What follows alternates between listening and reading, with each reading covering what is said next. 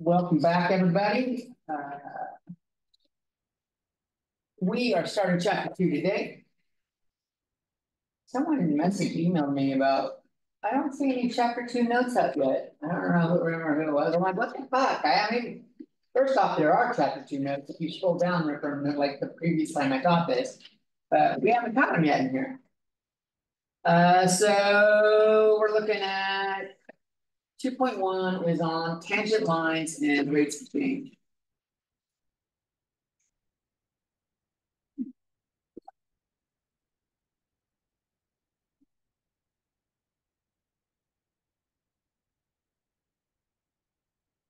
So let's say we have some curve y equals f of x, and x naught is in the domain of f of x.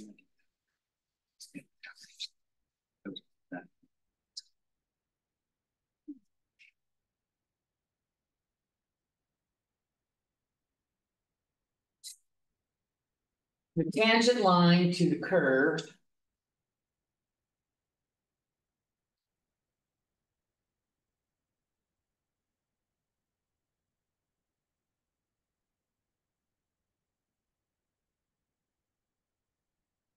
y equals f of x at the point x naught and y naught, which equals f of x naught, right there, is the line with the equation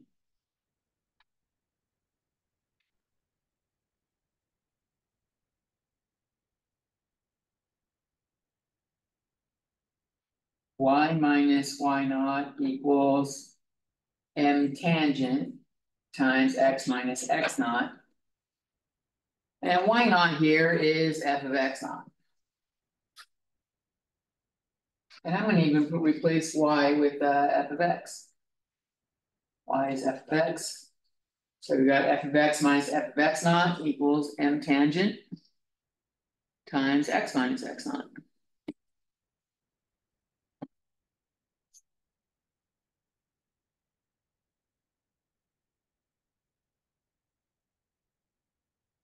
So the way you can turn this into find like we need the slope here. We don't have the slope yet, right? So to find the slope, we can divide both sides by x minus x naught. And I have m tangent equals f of x minus f of x naught over x minus x naught. That's how we did it in algebra. That's the good shit. We usually use this on straight lines though. The problem with this is, I'll do two lines here. Like on a green line, a straight line, and then we've got like a curve here. If I've got like some x naught here and x here, on this one, right here, it's, slope is right over run. This is the same no matter which 2 points I pick. I could do it anywhere. If I want the slope here at x naught,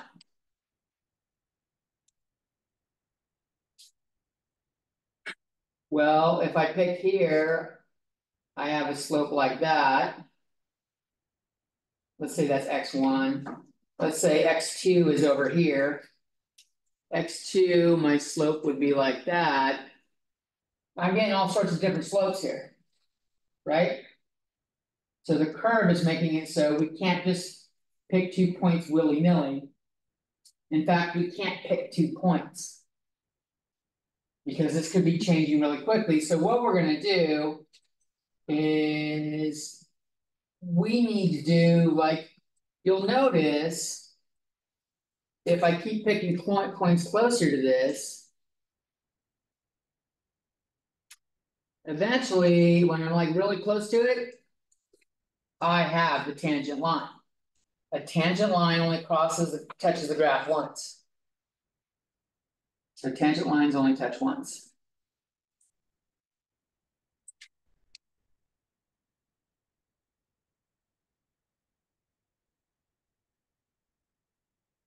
In the vicinity, I'm gonna go with.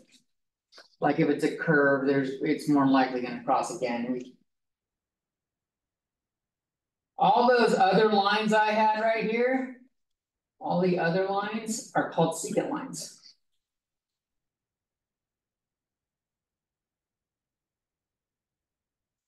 And they touch twice or cross twice.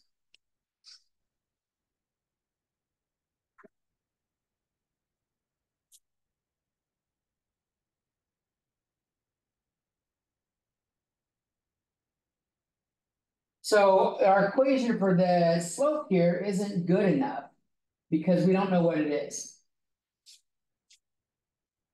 But if we do, we saw that if we moved our little variable x closer to x naught, it became closer to only touching once.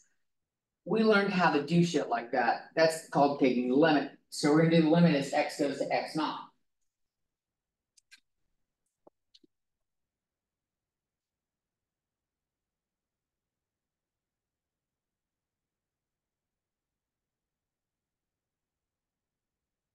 And this, of course, is provided the limit exists.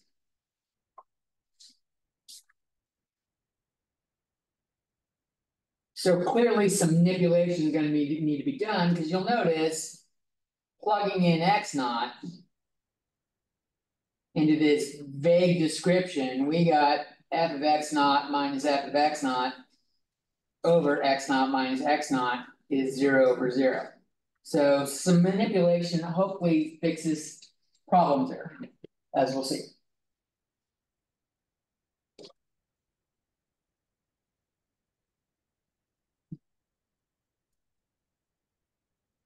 But this is why calculus was invented. It's one of the most important things in our world. How does shit change? Our normal functions don't show things that change. They just are. It's the fucking flight path of the airplane. It's a fixed thing, but like storms come, shit changes, time happens. How does time affect things?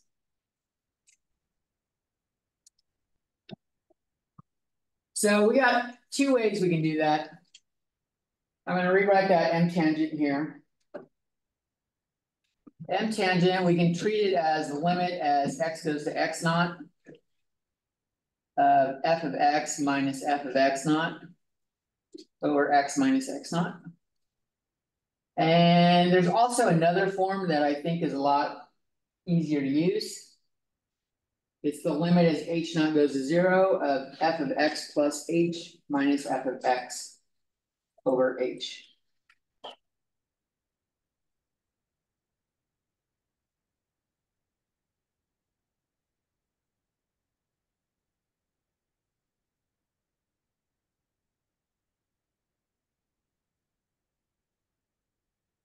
And the only difference here is we're saying h equals x minus x naught.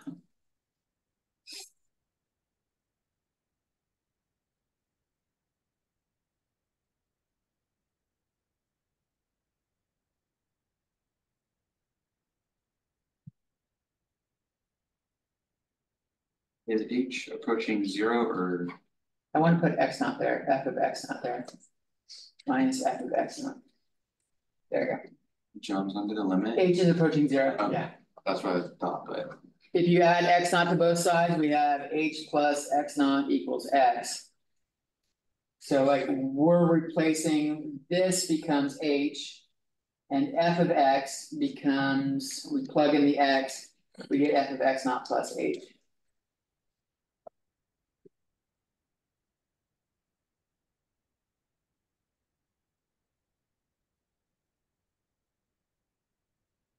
This is easier to see with an example. Let's let's say y equals 1 over x minus 3.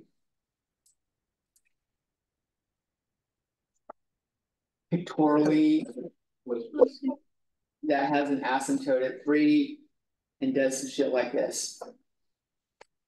This is y equals x minus 3. And let's take a look at the point. Let's find the tangent line at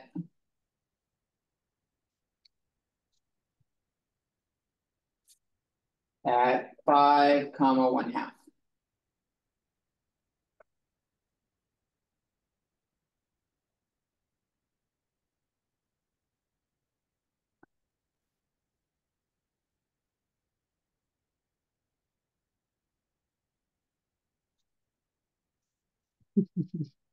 All right, so you'll find, I'm going to do the second one here. Limit is h goes to 0. I'm going to put that h that's in the denominator in front, like 1 over h times f of x naught plus h minus f of x naught. It's the same thing, really, but then we're going to just. What? Okay. And then we're going to do it for our function. So limit as h goes to 0. You got 1 over h. F of x naught plus h. X naught is our 5. And f of x naught is 1/2.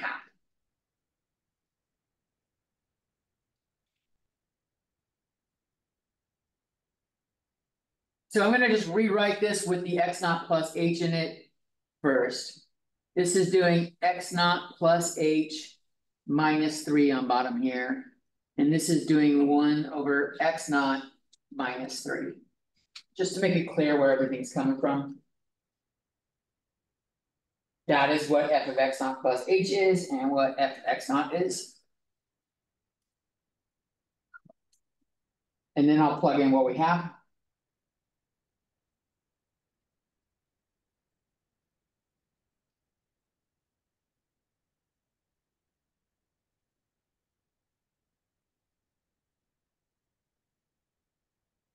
It's 1 over 5 plus h minus 3 minus 1 over 5 minus 3.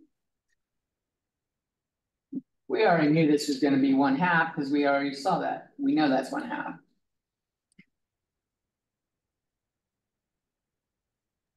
So I have the limit as h goes to 0, 1/2 times 1 over.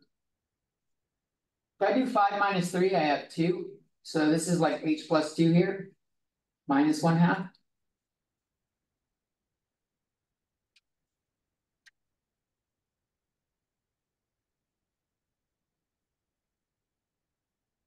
And we're going to get a common denominator.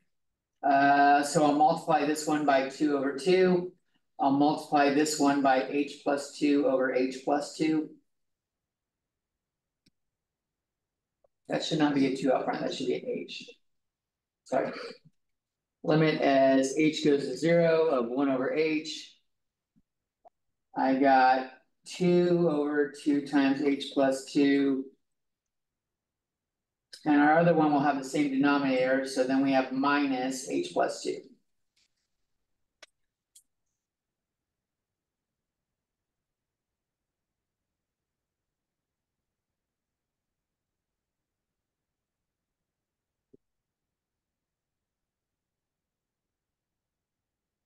When h goes to 0, we have 1 over h out front. 2 minus h minus 2 is just negative h on top.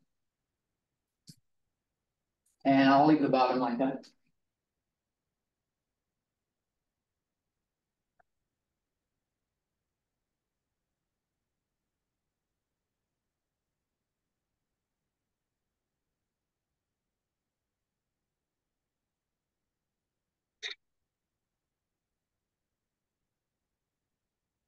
Everyone with me? At least comprehending it. It's a lot of algebra shit, right? This is where people come to show that they didn't really know algebra trigonometry as well as they thought. As a reminder, if you find yourself struggling with the algebra or the trigonometry as it shows up, we do have that Alex course that you can access for free to boost your algebra and trig skills. It will help you throughout the sequence. Mike, I was telling my top 2 students about it yesterday, and they asked me for the link because they want to bone up on their skills. The shit that the algebra and trig doesn't go away; it just gets harder and harder. All right, we notice we've got an h on top, h on bottom. We can cross those out, replace them with ones. So we have the limit as h goes to 0. I've got -1 over 2 times h plus 2. And now it looks like I can plug in 0. If I plug in 0, I have -1. I can finally dump the limit. I have 2 times 0 plus 2. This is -1/4.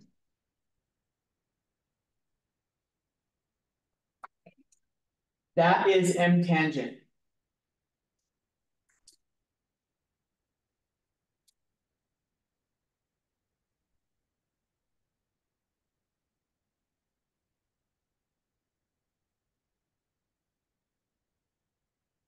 We're still not done though. We wanted the tangent line. That's what we're going for. All I have is a slope right now. So we've got y minus y naught equals m times x minus x naught. The m we're using is m tangent. Y naught is 1/2. Y minus 1/2 equals -1/4 times x minus 5. And that's good enough for me. That's the equation of the line. We could simplify it, some stuff, add, get rid of the fraction shit, but we don't need to. We found a line.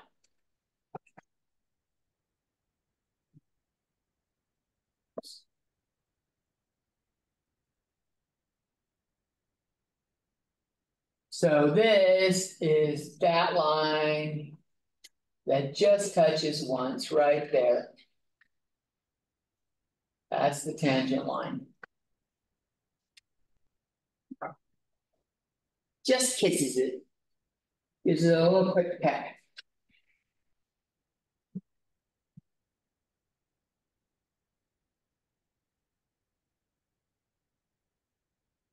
It's a lot of work to find the tangent line. What if you found out, oh fuck, I had it at the wrong spot.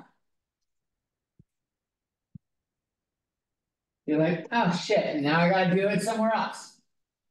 Like say, shit, I didn't want it at 5, I wanted it at 4. Well, 4 would be right here, and it's gonna have a tangent line like this, which clearly has a different slope, right? Well, fuck all that. This is not a good strategy, but it is what's going on. Let's do a general form of it, and let's pick a problem that's a little bit easier to do. Let me make sure everyone's got written down what they want. Not everyone does. Slow your roll, Jones. As a reminder, I will be at the Mason Center on Saturday from 8 to 2. John, your building? A couple of us in here. Yeah.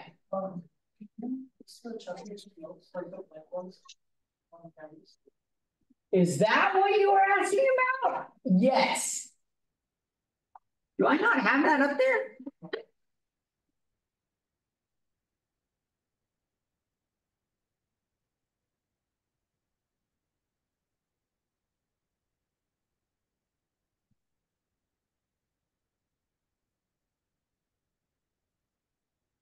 Oh, they're listed as unpublished.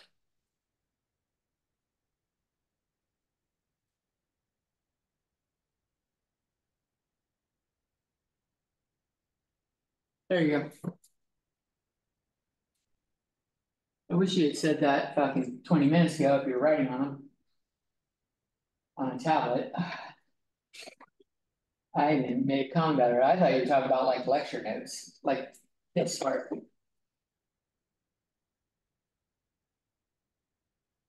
All right, everyone ready?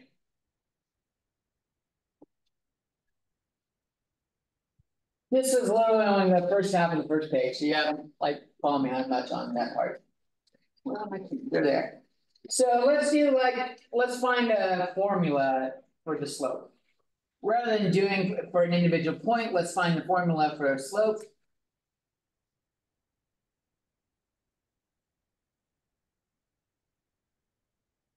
Of the tangent line.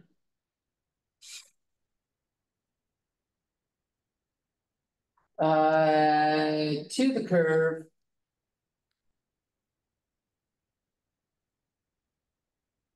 F of x equals x squared minus 3x plus 1 at some general point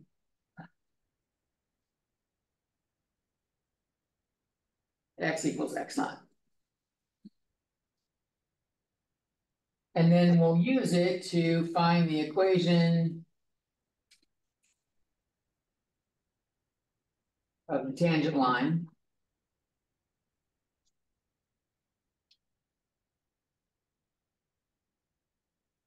At the point 1, -1.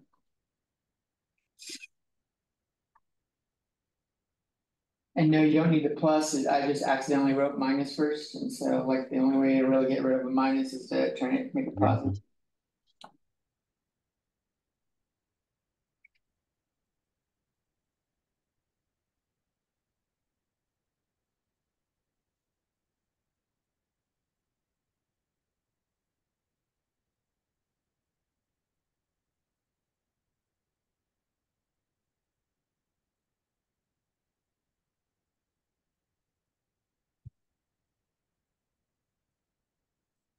Okay, so we're doing limit as h goes to 0, 1 over h. As a reminder, what we're doing, f of x naught plus h minus f of x naught.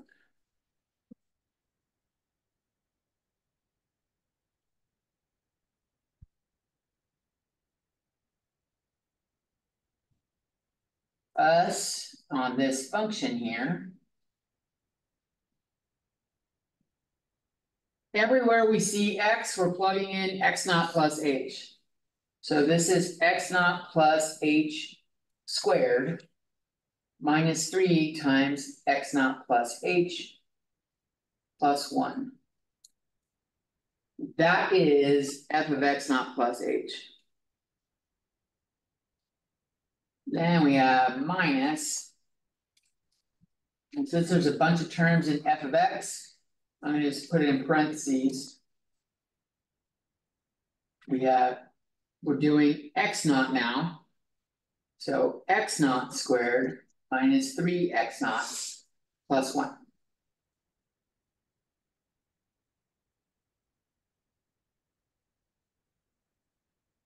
And that's our f of x.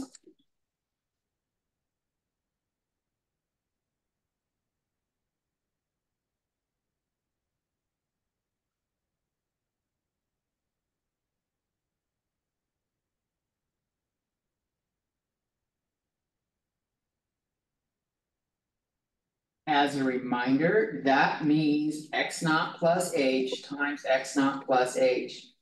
Don't go fucking getting crazy and doing algebra wrong. It's really easy to just want to square the two different things you see, but this is really 2 parentheses multiplied.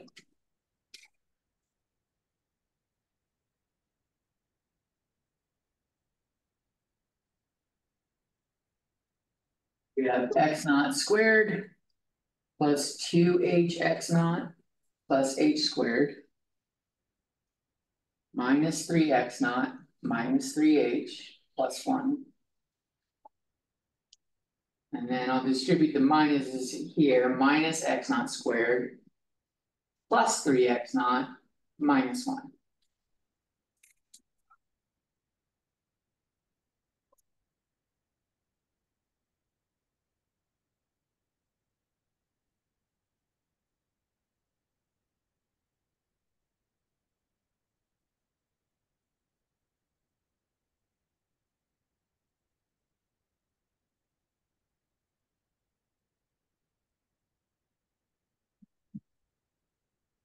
So what cleans up there?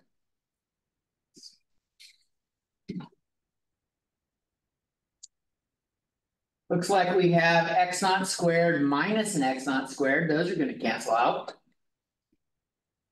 I have a negative 3x0 and a positive 3x0, those cancel out. And I have a 1 and a -1, those cancel out. It looks like I'm left with only x0 or 2h x0 plus h squared minus 3h.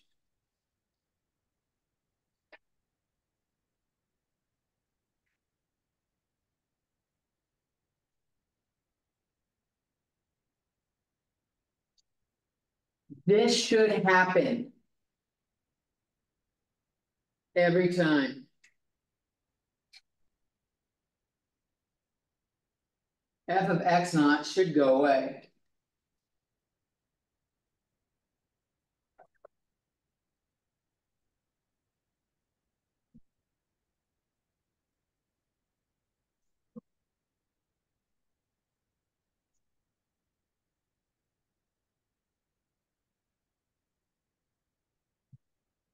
Now, if I factor, well, there's two ways to look at this. We either multiply the 1 over hn, or each of these has an h, so we can factor an h out.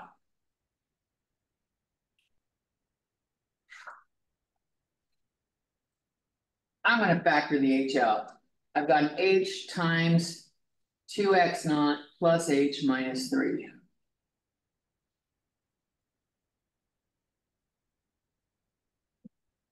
I just do this up to you. But you'll see that these two cancel. And we have limit as h0 or h goes to 0. 2x0 minus 3 plus h. And we can finally plug in h equals 0. We get 2x0 minus 3. That is the slope of the tangent line at x0.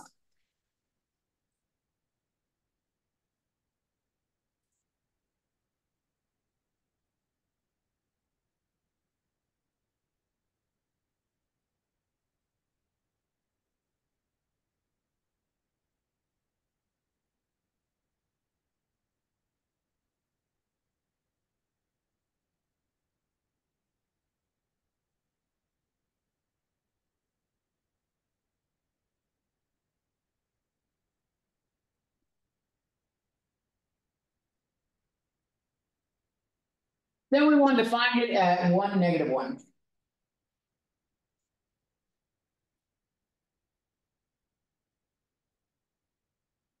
So at 1, -1,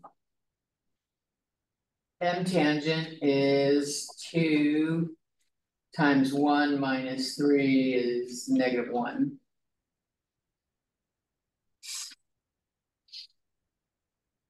So I have y minus y naught equals m times x minus x naught. Y minus -1 equals -1 times x minus 1. H went to 0 right there on the limit, right? So that's why it's 2x now. Yeah, h goes to 0.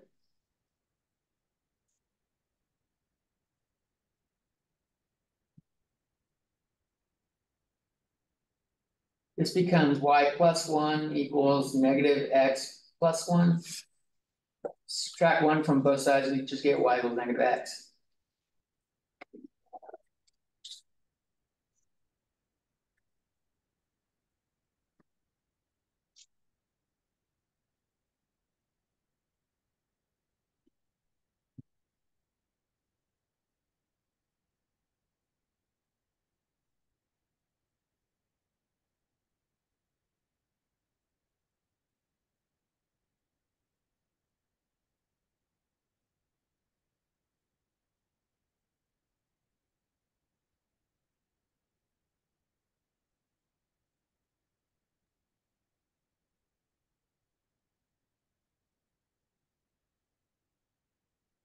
Ready for more?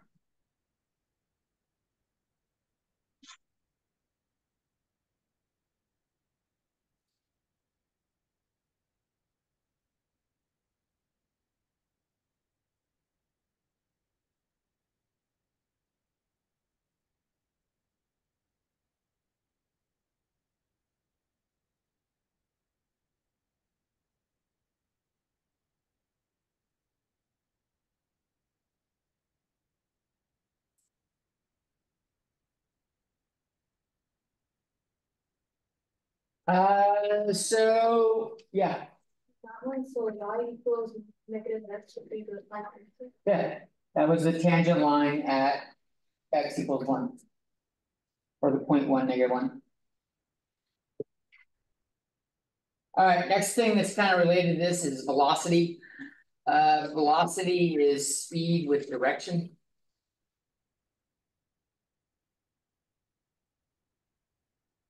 So like everybody's been in a car, I assume. Knows like in America, we measure speed by miles per hour. So like on the freeway speed limit is 70 miles an hour. It says 70 mph. That stands for 70 miles per hour. Which really means 70 miles over 1 hour. That's what per hour means.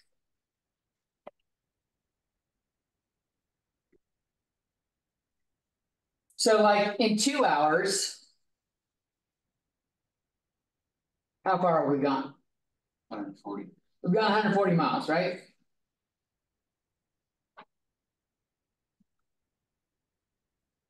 So this is like 140 miles over 2 hours.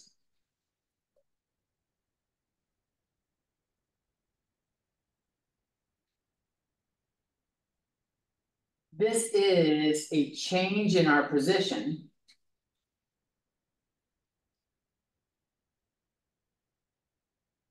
over a change in time.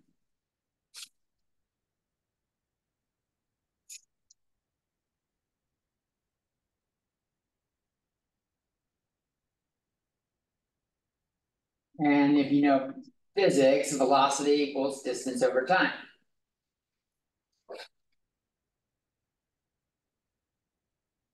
That's a change in position at distance.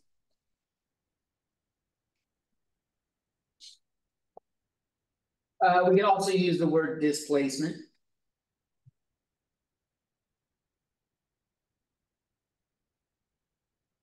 Because distance is probably better than velocity.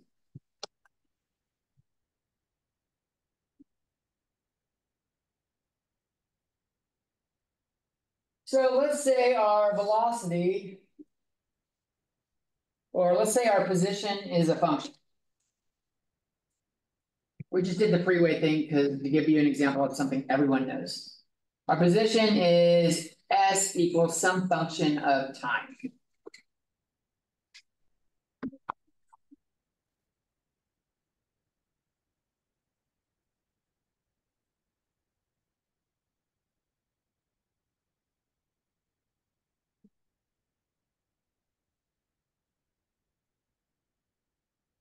So if we're at some time t,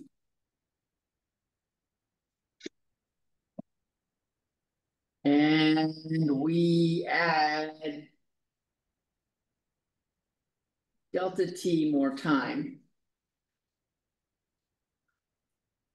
or that much longer has elapsed, that much more time has elapsed.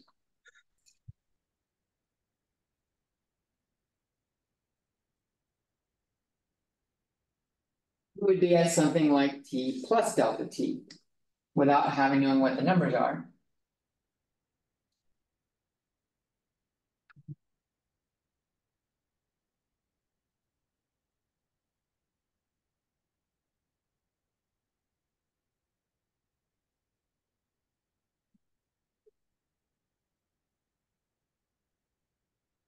And so we had to have moved some distance. We have moved an f of t plus delta t minus f of t.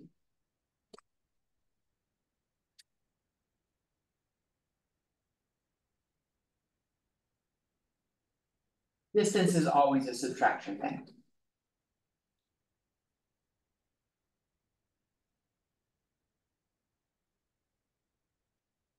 When you're basing it on position.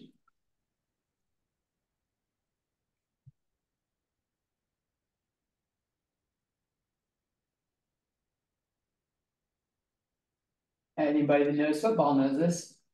You're on the 10-yard line, you get to the 25-yard line. How far did you go? 25 minus 10, 15 yards.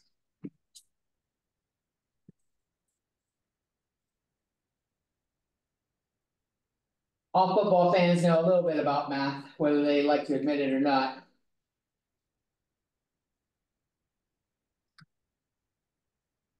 And this is really like the way we measured delta usually means change.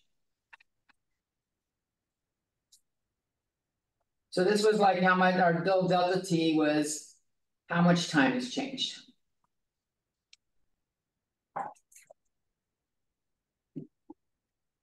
Which is another way of wording what I said, how much time has elapsed. Well, this means our position has changed. So our position we must have a change in position. So delta S has got to be that. That's how much we moved. F of t plus delta t minus f of t.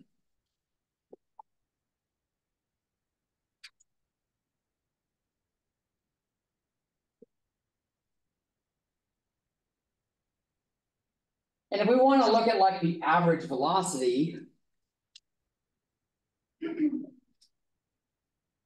over that time, well, it's distance over time. This is distance. The amount of time that's changed has been delta t.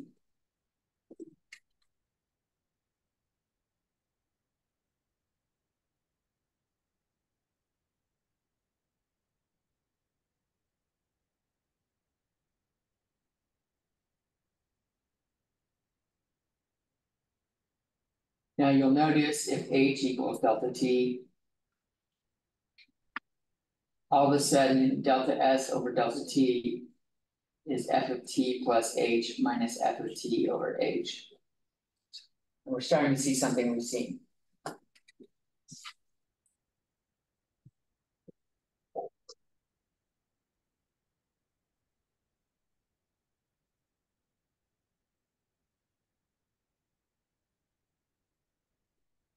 That's the average velocity. Instantaneous velocity, like if we could take a picture in time of how quickly we're moving at any given point. Because usually when you're driving a car on the freeway, you're not at 70 miles an hour the whole time. You gotta accelerate, but if someone cuts you off, you gotta brake. So we take a snapshot picture of time, it's called the instantaneous velocity. Instantaneous.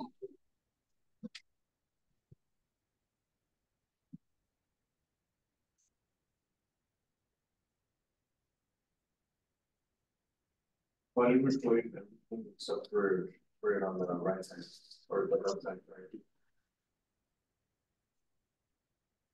Or does it matter? I only did this, I'm gonna go back to using this. The only reason I showed this was to show this looks familiar. Don't let the delta t throw you off. Okay? So instantaneous velocity, we actually change it from not having a change in since the snapshot. We change this to say ds dt. Instantaneous, like, because no longer we're not changing. We're taking a picture of our speed. Time is not elapsing, but we are having a certain speed, right? So we can't say a change. It's an instantaneous thing. This is where we're going to do the limit as delta t goes to 0. Just like we had limit as h goes to 0, f of t plus delta t minus f of t over delta t.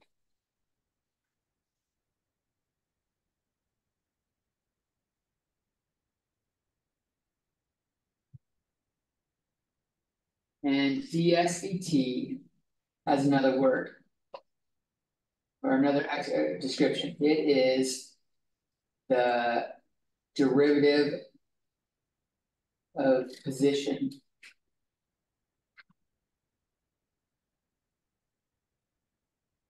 with respect to time.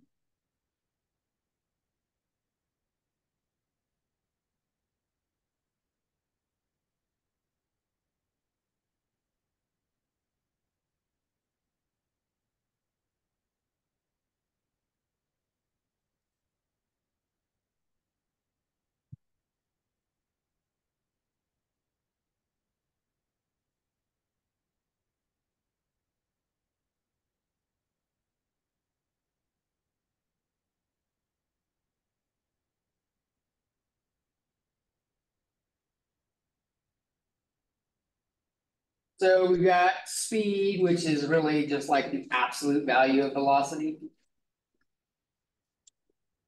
This is it's the derivative of position.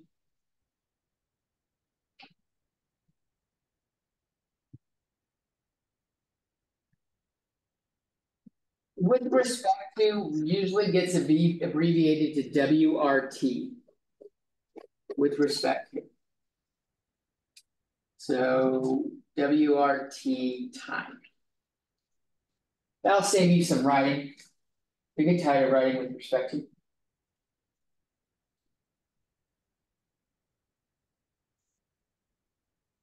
What is a change in velocity over time? Acceleration, that's what we call it. So acceleration is a change in acceleration or velocity with time. So it's the derivative of velocity with respect to time.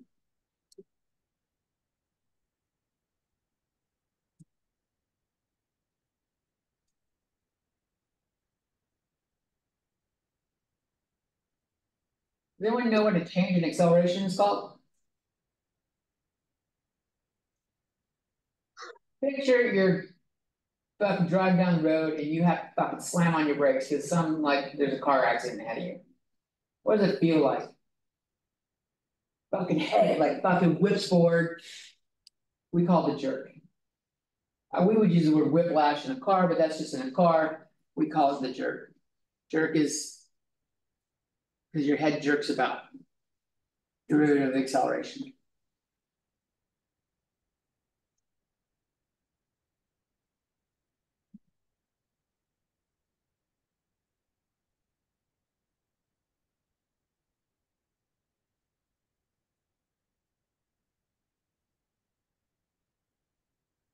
Does derivative more mean like the change or just like the slowing down or like the, is it It's just, change. just change overall? Yeah, it doesn't necessarily mean slowing down because like the example I gave was braking. But I could also say you're at a stoplight and you're fucking doing some fast and furious shit. You want to fucking beat the other dude off the line. You fucking gun that shit and your head fucking yanks back. You fucking, your car's fast, it accelerates fast enough. You fucking get a little whiplash with your head popping back. So it doesn't mean slowing down. It means going either direction. So for like an example, we could say a rock is thrown.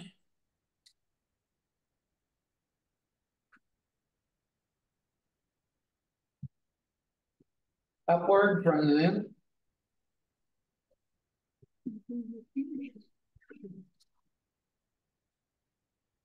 At a velocity of 25 meters per second, 24 meters per second.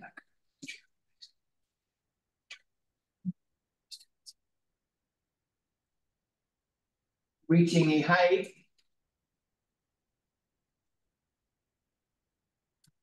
of S equals 24t minus 0.8t squared. That's in meters at t seconds.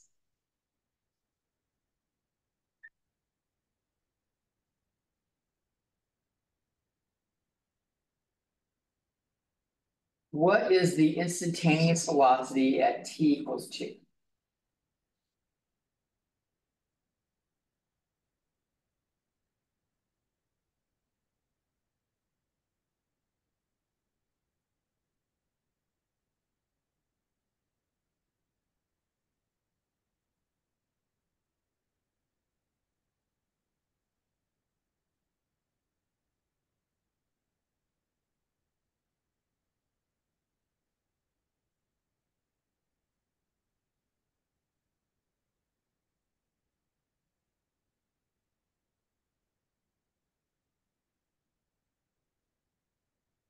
So S was S of t. We normally say V of t for velocity. That's going to be the limit as delta t goes to 0. of 1 over delta t times f of t plus delta t minus f of t. Well, this is gonna be s of t. Let's put an s in there instead of the f.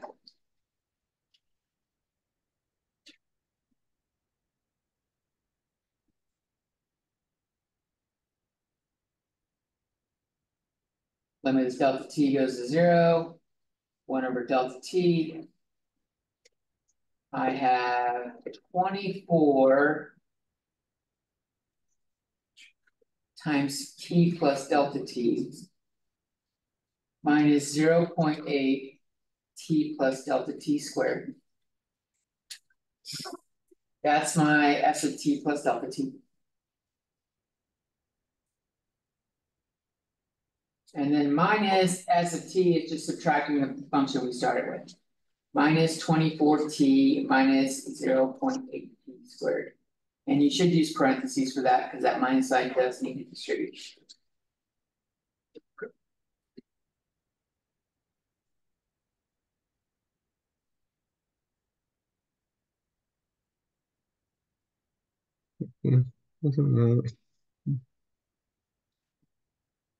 What's going on?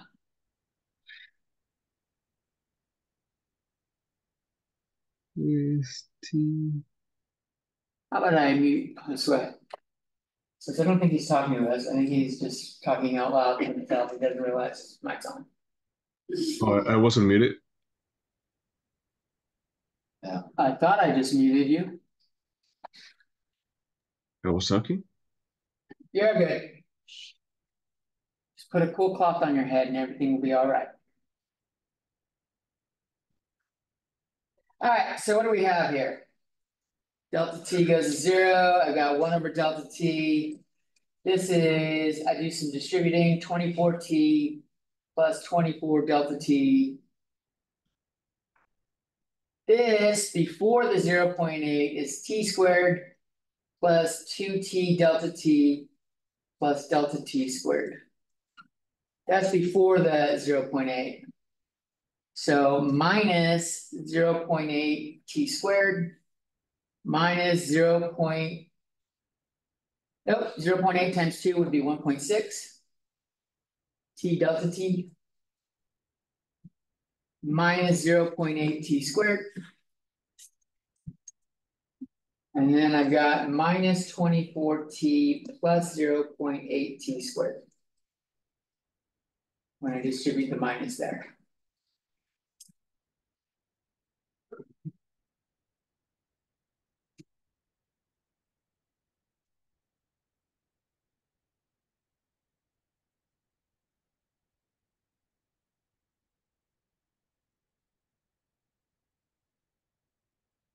We got a lot of cleanup here. The 24t and negative 24t cancel. And the 0.8 t squared and the negative 0.8 t squared cancel. I'm left with limit as delta t goes to 0 of 1 over delta t times 24 delta t minus 1.6 t delta t. You unmuted yourself again. Why? I wanted to ask a question as well. Oh, okay. Or you want me to mute myself? No. If you're going to ask a question, that's fine. I thought you were just mumbling to yourself earlier. Okay. Asking a question, please. Is after the 0.8 t squared. What is that? That's a 1 point. Minus 1.6. It's what I have right here. Oh, okay. I thought it was a b. No, up. I mean up. Oh. Why do I? That Here. should be a delta t right there. Okay. Minus 0.8 delta t squared. Like, why do I have that twice? I don't know.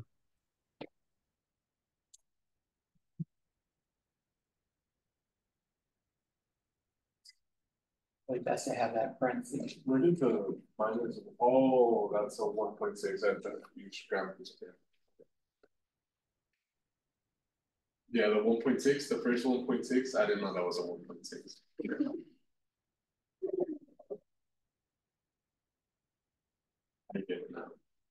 That's what I say what it's asking to.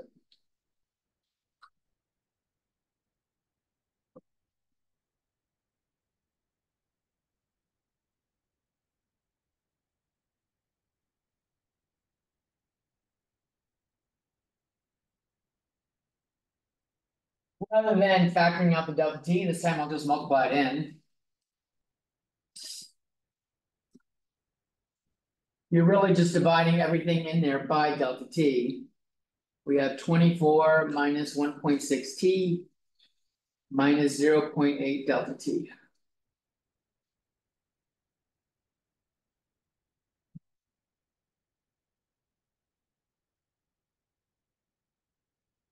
So now we can evaluate a delta t equals 0, that's 0. We're just left with 24 minus 1.6 t, and that's our velocity at time t.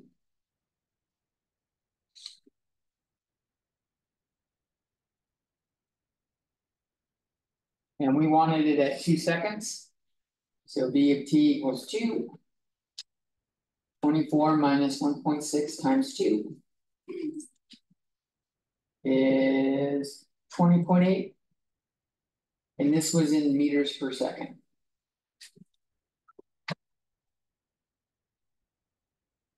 And let's take like a, I don't know, 7 or 8 minute break.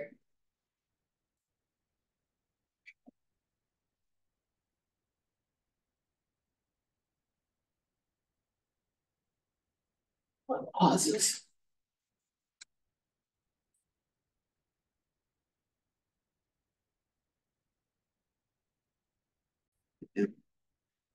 Oh, yeah. Let's continue on with this.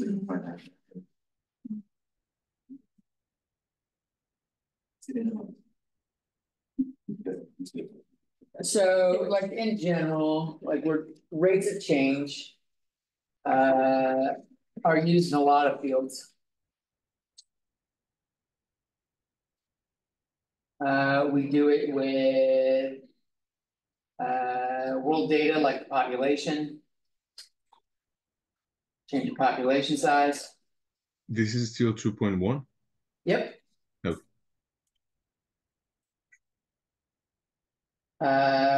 It might be bacteria in a petri dish with microbiologists.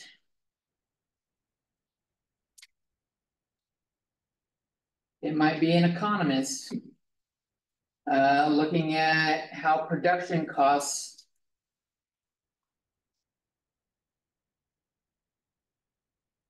or profit margins, profits change with the quantity, not necessarily time, but with the quantity of products produced.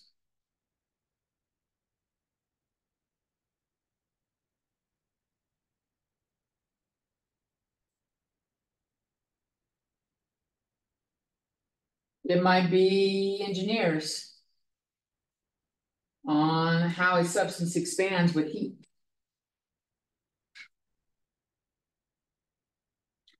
Expanding with the change in heat.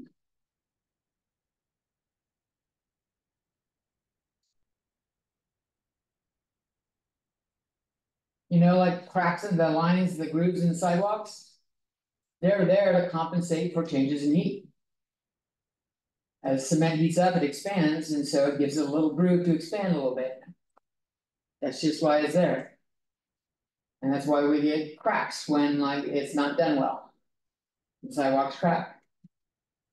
A lot of things that will have rates change. In general, we have a definition. We define the average rate of change.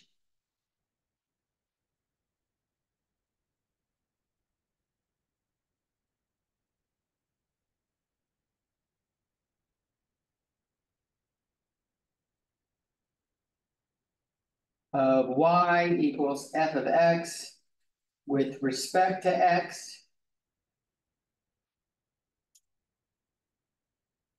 Remember that's WRT, I didn't do it here. With respect to x, at x naught, or no, not x naught, over an interval. Cause since it's a average. Over an interval. X naught to X1.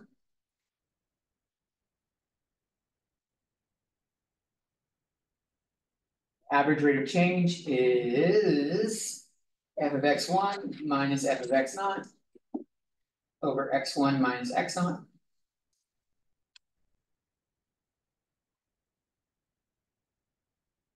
And we could very much do this as f of x naught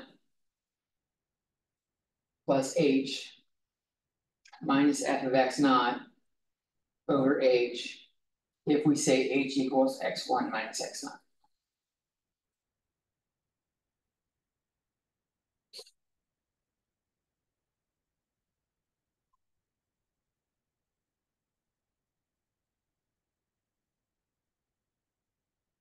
And the instantaneous rate of change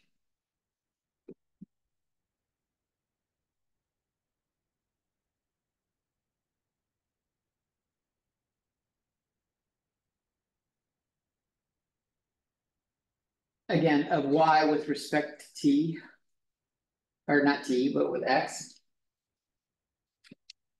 Now at a time x naught, since we're not doing over a time frame, but or at x naught, I should say, not necessarily at a time, but at x naught.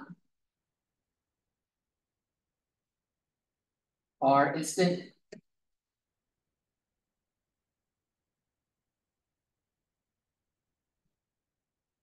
well, now it looks just like the one we have above, but we're going to do the limit as x1 goes to x naught.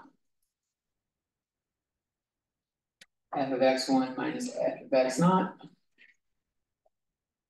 or x1 minus x naught, or the limit as h goes to 0 of f of x naught plus h minus f of x over h.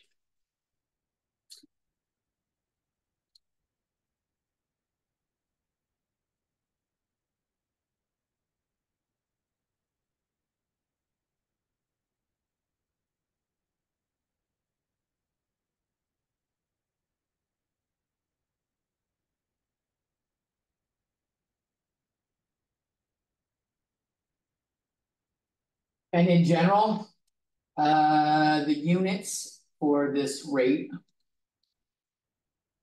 is the units of y over the units of x. It's just division. Like we have miles per hour, it's miles divided by hours.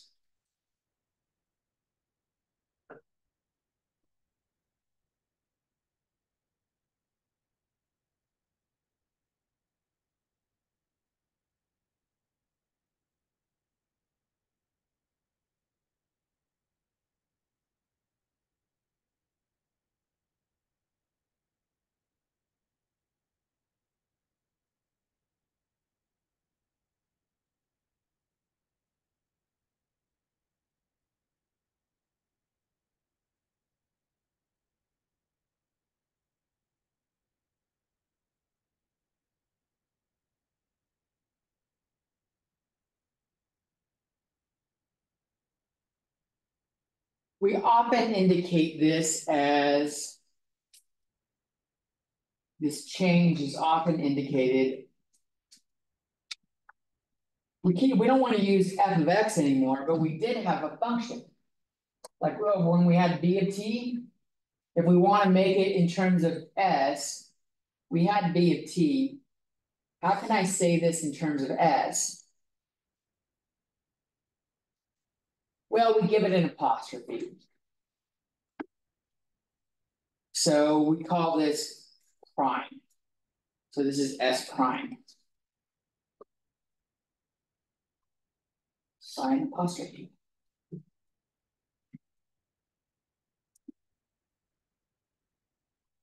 The change in f of x becomes f prime of x.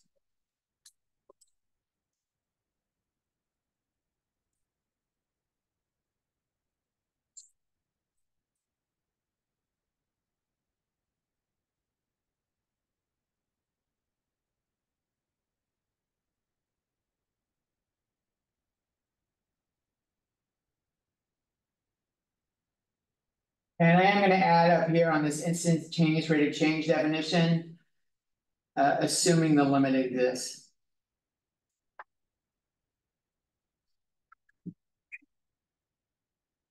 If we can't find the limit, we don't have like a velocity or instantaneous rate of change.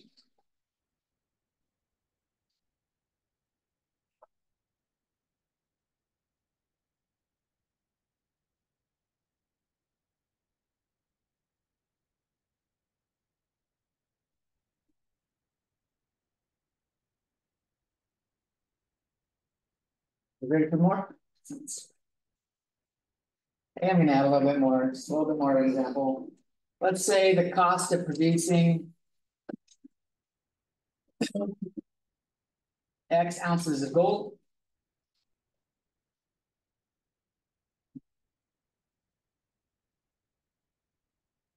From a new gold mine.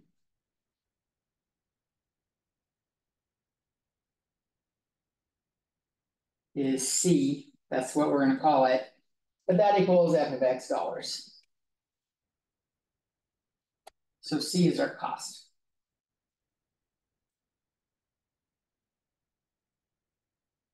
So A, what are the units?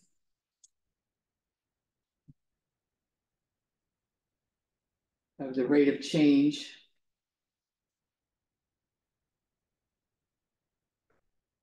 Of C with respect to X.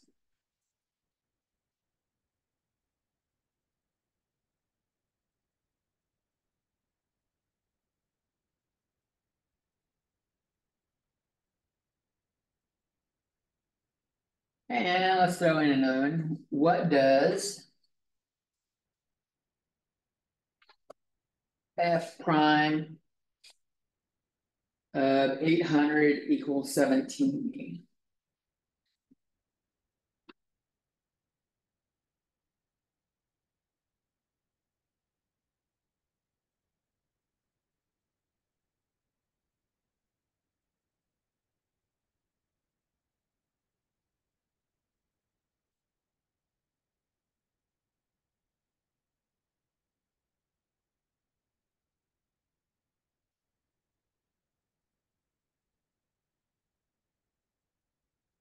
So for A, we want the change in cost.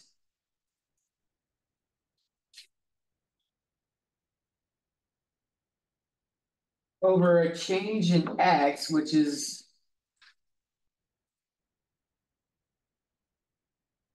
I could write this as delta C over delta X.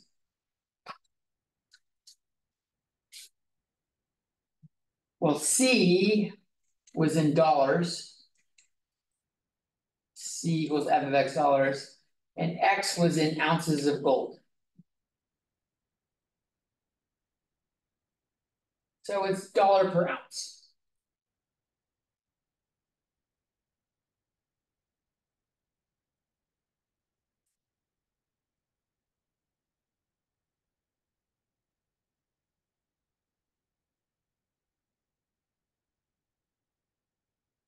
And this F prime of 800 is really a delta C over delta X. But this was an X.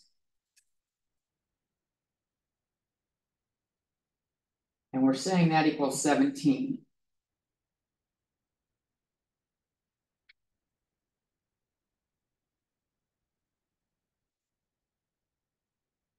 What this means is how much does it cost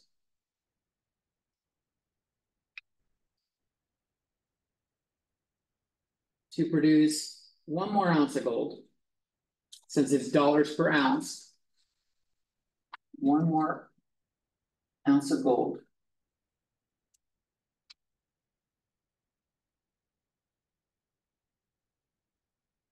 If we have produced 800 already.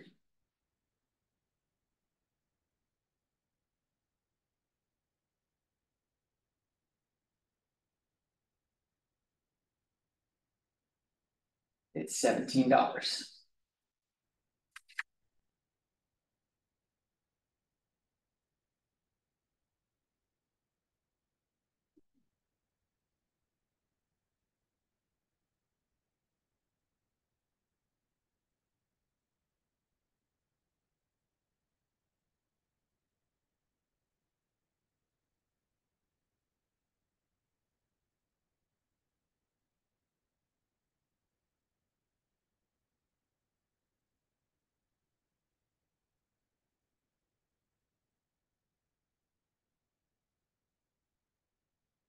And then this f prime of x thing that we're doing here leads us to 2.2.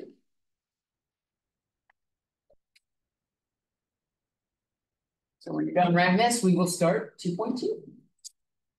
Maybe I'll split this into 2 videos. Stop recording.